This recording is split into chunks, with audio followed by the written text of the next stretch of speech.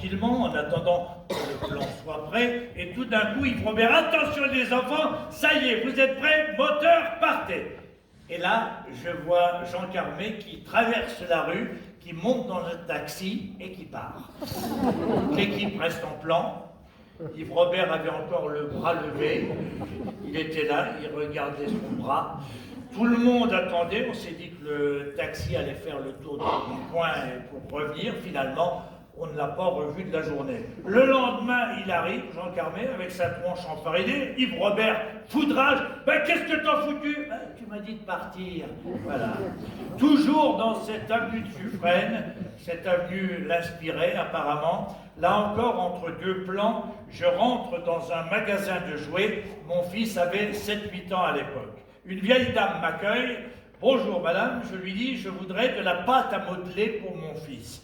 Je regarde ce qu'elle a. À un moment donné, j'entends la porte s'ouvrir. Je vois Jean Carmé entrer dans le magasin.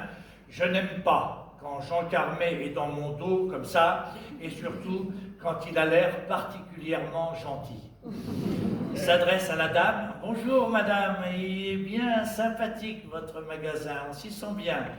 Quand il est comme ça, il est toujours un peu dangereux. Alors la dame s'occupe de lui. Qu'est-ce que vous désirez, monsieur? Il répond qu'il voudrait une panoplie d'homosexuels pour enfants de 7 ans.